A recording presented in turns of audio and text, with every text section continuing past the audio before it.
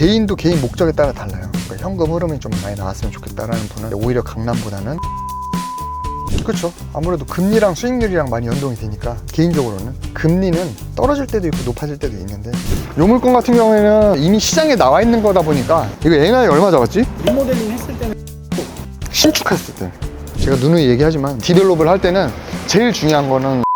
안녕하세요, 황금대지입니다. 지금 어디 가신 일이세요?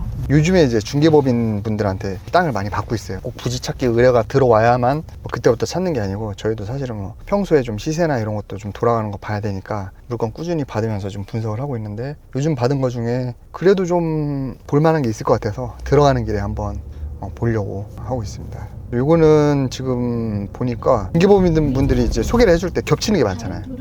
요거는 꽤 겹치는 물건이기도 하고, 그래서 좀 왠지 좀 밀고 있다는 느낌도 들고, 실제로 저희가 봤을 때 분명 단점도 있는데 그래도 그거 대비해서 뭐 가격도 나쁘지 않다 판단이 들어서. 그러면은 밀고 있다는 게 가격적으로도 매력이 있다는 물건이 다 장단점이 있어요. 이 물건 같은 경우 한번 보려고 저희 개발팀한테 사전에 간단하게 좀 분석해보라고 했는데, 봤을 때 장점은 있어요. 유튜브 꾸준히 보신 분들 알겠지만 저희가 그 임장 수업 때 많이 다뤘던 지역이기도 하고, 그 다음에 이 근처에 뭐 수강생 건물도 있고 잘 아는 블럭이어가지고 한번 가서 보면은 더 잘 느낌이 올 것 같아요. 사실 제 욕심에는 조금 더 쌌으면 좋겠는데 그래도 나쁘진 않은 것 같아요. 가격적으로 나쁘지 않고, 중개법인에서 밀려고 한다는 게 뭐 나쁜 의미는 아니고 또 좋은 의미로 괜찮은 거니까 소개를 많이 하는 건데, 일단 손님이 있을 때 그래도 그 본인이 갖고 있는 것 중에 제일 좋은 거는 먼저 추천을 하겠죠. 저희 기준에서는 거래 목적은 아니고 그냥 좋은 게 있다고 뭐 다 하는 것보다는 객관적으로 좋냐 그걸 많이 보는 거예요. 그래서 이 물건 같은 경우에는 저희가 이제 투자를 받아서 물건도 하잖아요. 공투급은 아닌 것 같은데 개인이 그래도 좀 오래 보유하기엔 나쁘지 않다, 그 정도 수준이어가지고, 이거는 나중에 부지를 좀 찾아달라는 손님이 또 오실 때 저희가 미리 좀 사전 분석을 좀 해놓고, 나쁘지 않은 것 같아요. 그러면은 공동투자급으로 찾아보는 매물들은 좀 더 까다롭게 보시나요? 사실 이거는 이제 목적에 따라 다른데 엄청 까다롭게 보죠. 이제 공동투자 한 거는 절대 실패하면 안 되기 때문에 굉장히 보수적으로 접근했음에도 불구하고 이제 수익이 나와야 되니까. 근데 이제 공동투자는 지어서 바로 매각하는 거죠. 그러니까 단기 차익이 날만한 거에 더 포커싱이 돼 있어요. 이제 그러다 보니까 토지 평당가는 낮고 임대 수익률은 NI는 좀 높은 거, 그런 거 위주로 좀 보긴 하는데, 입지적인 것도 봐야 되고 그 다음에 필지 컨디션도 좀 봐야 되고, 그러다 보니까 다방면으로 봤을 때는 뭐 무조건 싼 게 좋다 이건 또 아니거든요. 하나의 요소로만 판단하면 안 되기 때문에 종합적으로 봐야죠.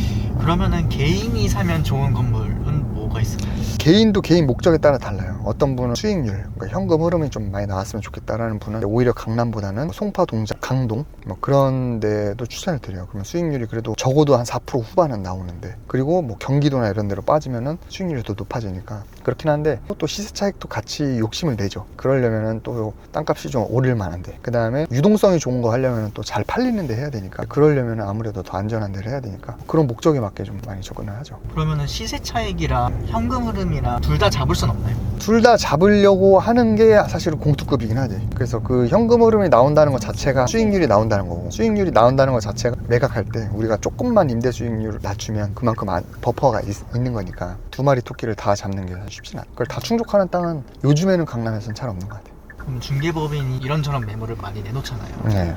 필지적으로도 좋고 입지도 좋고 금매로 나온 거, 그런 거는 요즘 소화가 많이 되나요? 그런 건 이미 소화가 다 됐죠.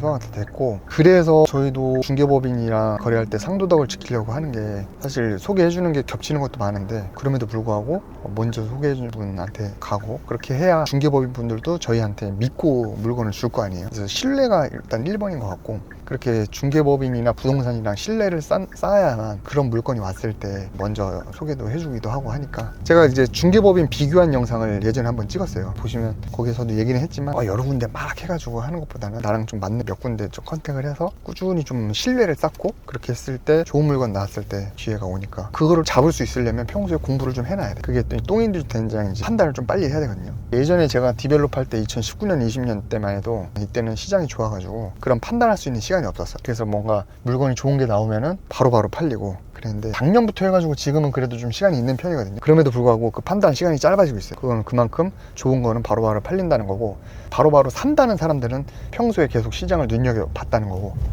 저희는 시장을 계속 눈여겨보고 있기 때문에 이제 그런 것 때문에 본업이 바쁜 분들이 그래도 객관적으로 판단했을 때 괜찮은 거를 얻고 싶은 분들이 좀 오시는 것 같아요. 중개법인에서 매물을 소개할 때 어느 정도 기본적으로 거기 이제 딸린 건축사무소에서 설계를 해주죠. 저희 부지검토 서비스랑 차이점이 있을까요?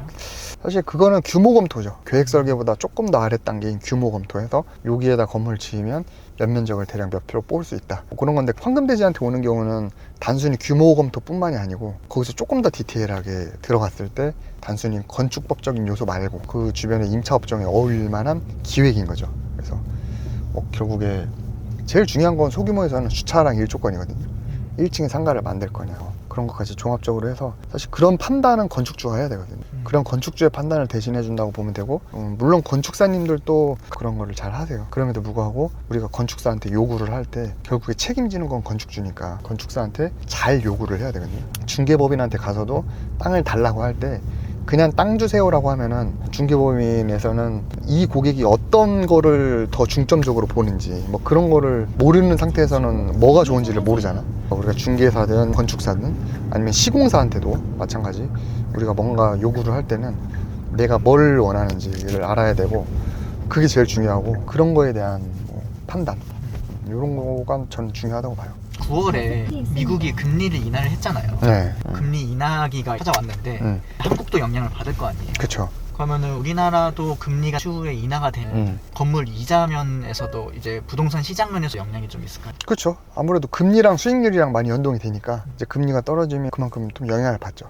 그래서 뭐 금리가 떨어지면 무조건 다 좋다라고 말씀하시는 분도 있는데, 이제 그만큼 봐야 될 것도 있고, 개인적으로는 금리는 떨어질 때도 있고 높아질 때도 있는데 평균 그래도 한 4% 정도의 수렴을 하는 것 같아요. 사실 금리나 이런 거는 거기에 따라 뭐 부동산의 가치가 왔다 갔다 하는 경우도 있지만, 그것보다는 그 부동산의 본질적인 거, 필지의 컨디션이냐 입지냐, 그런 거를 더 볼 줄 아는 게 중요하지 않을까. 시간을 길게 볼수록 본질적인 게 그런 부수적인 것들을 씹어 먹기도 하거든요. 그런 게 더 우선이 된 게 낫지 않을까. 그래서 아까 얘기한 대로 단기 매매 차익 중심이냐, 뭐 개인이 좀 오래 장기 보유할 거냐, 거기에 따라서도 기준이 달라지는 것 같기도 하고. 다 왔으니까 한번 가보시죠. 요 물건 같은 경우에는 여러분들이 중개법인 가도 좀 소개를 많이 받을 것 같기도 하고, 이미 시장에 나와 있는 거다 보니까 뭐 굳이 노출을 피할 필요는 없을 것 같아요. 그런 의미에서 가볍게 봐주시면 좋을 것 같습니다. 이 골목 같은 경우에는 논현동 공동투자하고 있는 프로젝트 근처기도 하고, 이쪽으로 쭉 가면은 바로 도산대로 이면이기도 하고, 강남 관심 있는 분들은 잘 알 거예요. 그리고 이 도로도 사실 6m에 조금 북쪽이 낮긴 하지만 그래도 좀 넓은 도로를 동쪽에 끼고, 남도로는 아니니까 괜찮고, 요거는 땅이 지금 68평이네요. 그래서 1층에 지금 마라명장이라고 있어서 중개법인 가면 마라명장 건물 이렇게 많이 얘기를 하죠. 이거 보면은 지은 지가 2003년에 지은 거네. 20년 된 건물이라서 3종이라서 용적률을 아직 다 못 먹고 있네.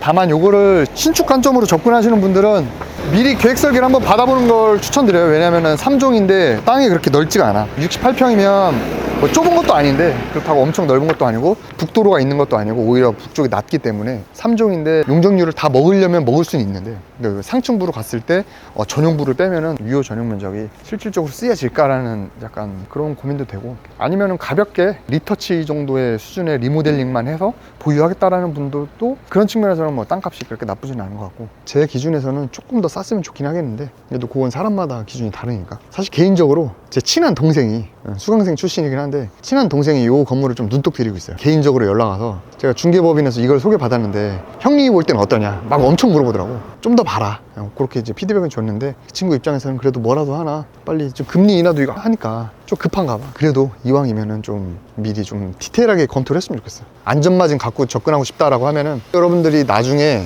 팔 때는 결국에는 신축으로 갈 수밖에 없어요. 모든 건축물은 노후 기간이 있기 때문에, 언제나 모든 건물은 다 재개발, 재건축을 하기 때문에, 그런 관점에서 이 땅의 컨디션이 좋냐, 그리고 용도 지역과 도로 이런 것까지 같이 봤으면 좋겠다. 그래서 여러분들이 이미 다 지어진 완성품을 살 때라도 건축법이나 신축을 알아야 되는 게, 그 건물이 그 땅의 효율을 최대한 이끌어내서 지어진 거냐, 그 건물도 언젠가는 리모나 재건축을 할 텐데 그때 요 땅이 좋은 땅이냐, 이런 것도 같이 볼 줄 알면은 뭐 완성품을 사든 아니면 리모 건물을 사더라도 훨씬 많이 도움이 될 것 같으니까, 그런 측면에서 강의를 좀 들었으면 좋겠다.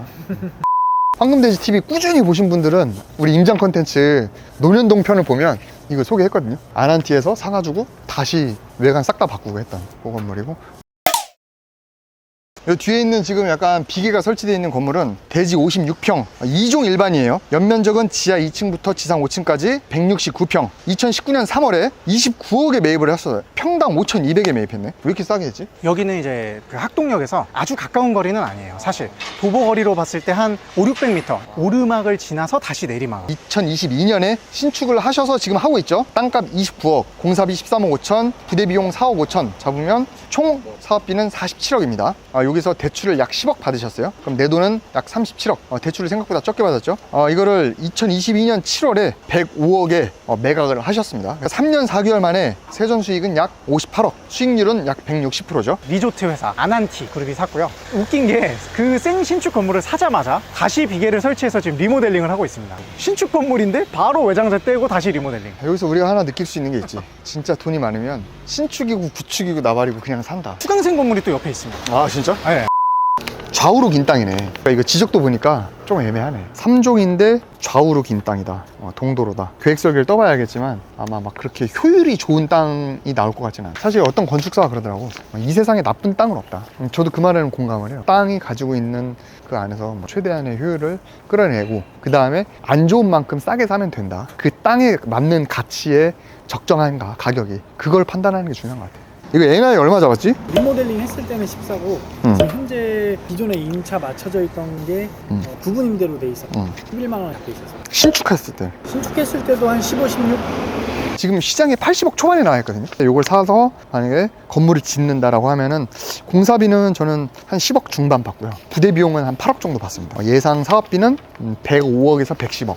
이 사업을 하려면 그래도 여유 있게 한 30억은 있어야 되지 않을까. 신축할지 리모할지 판단은 신축 설계가 잘 나오느냐에 따라 달라질 것 같아요. 신축을 하게 되면은 이거는 68평 공사비 한 30억까지는 봐야 되겠다. 30억까지 보면은 부대 비용 한 10억 초반까지 올라가고 그럼 한 130억까지 봐야겠네. 사업 원가를. 그럼 신축을 하려면 한 50억은 필요하고 리모 하려면 그래도 한 2, 30억 있으면 되지 않을까. 그 다음에 이제 임대했을 때 통임대나 아니면은 뭐 임대료가 얼마 나올지는 이제 거기에 따라 달라지니까. 건물 사시려는 분들이 이거 볼 텐데 제가 누누이 얘기하지만 뭐 뭘 하시든 간에 아무튼 디벨롭을 할 때는 제일 중요한 거는 사전 작업이 제일 중요해요. 제가 강의 때도 얘기하지만 디벨로퍼의 성패는 땅 사기 전에 한 80%는 결정이 되는 것 같아요. 그래서 땅 사기 전에 내가 이 땅을 사서 어떻게 기획을 해서 어떻게 임대 맞추고 얼마에 팔 건지 그 과정에서 돈이 어떻게 흘러가는지를 미리 잘 검토하는 게 제일 중요하고 검토를 할 때는 좀 보수적으로 해서 안전 마진을 좀 남겨두고 그게 좀 확실하다라고 하면은 그때 땅을 사면은 사실 계획대로만 되면은 내가 생각했던 대로 되는 게 그게 또 디벨롭의 묘미이기도 하고 땅을 사기 전에 땅을 샀다면 잔금 치기 전에라도 그때 좀 검토를 면밀하게 하는 게 중요하다. 책임은 다 건축주가 져야 되기 때문에 그래도 본인이 좀 공부를 해서 그렇게 중개법인이나 부동산이나 건축사분들이 그렇게 검토해 주는 거를 그래도 내가 검증을 한번 할 수 있는 게 건물에 몇 억 들어가는 거니까 그게 저는 제일 중요하다고 봅니다. 그래서 저한테 상담 오는 분들도 좋다고 하니까 매매했는데 막상 까보니까 이거 아닌 것 같다 해가지고 오시는 분들이 꽤 많아요. 그때는 이미 늦었으니까. 그래서 좀 더 공부를 하셔라. 요즘 날씨가 좋네. 그래서 제가 가을만 되면 하는 말이 있어. 독서의 계절이기도 하지만 임장의 계절이기도 하죠. 그래서 이때 사실 좀 많이 보러 다니는 게 1년 동안의 그런 부동산에 대한 인사이트를 가을에 집중적으로 임장한 것만으로도 1년치는 가거든.